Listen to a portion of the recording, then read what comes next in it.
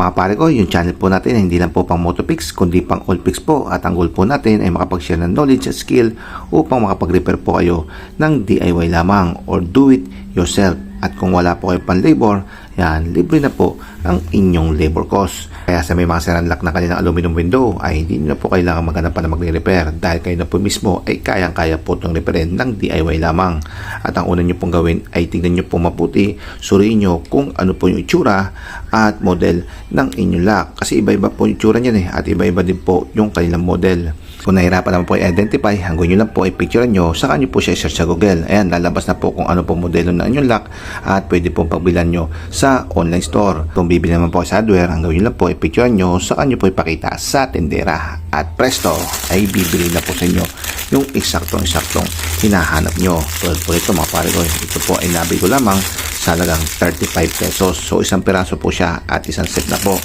At syempre may kasama po itong mga pangkabit. So ito po yung nasira sa atin na yun, yung pinakalak niya. Ayan. At syempre yung pinakakawitan niya ito po.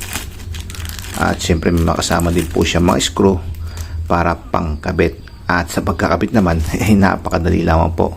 Pero bago nyo po ito ikabit ay tingnan nyo muna po kung saan po yung pasarado ng inyong bintana. Kung papunta po sa kaliwa, ayan, tama-tama na po yung position ng hook niya kasi ganoon po yan Pero kung ang papunta naman po dito sa pakanan, ayan, babalik nyo po itong pinakalock niya at kailangan nyo po dito ng screwdriver. So itong kawitan niya tanggalin nyo po muna. So screw lang po yan Then saka nyo po siya babalik rin kasi malakaganyan po yan, diba? So balik nyo po siya maganon. Saka nyo siya ulit ibalik itong kanyang pinaka-screw. So yan mga pare, dahil mangyayari po kasi yung pinakawitan niya ay mapupunta naman po dito sa kanan. Kaya once na sinarado po natin yung ating bintana, ayan.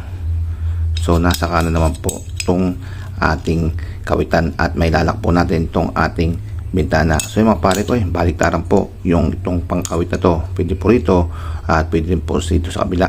Sa pagkakabit naman po rito, pagpapalit ay ganito lang po ang inyong gagawin.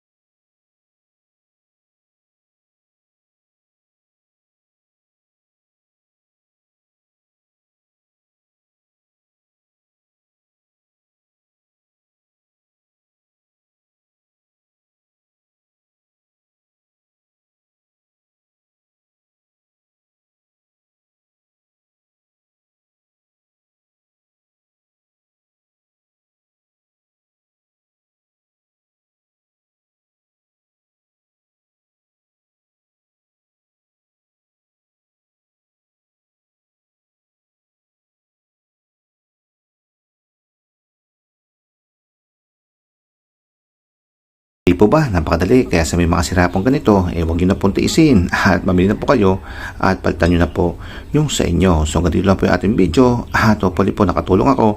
Para sa inyo mga pare ko, paalam.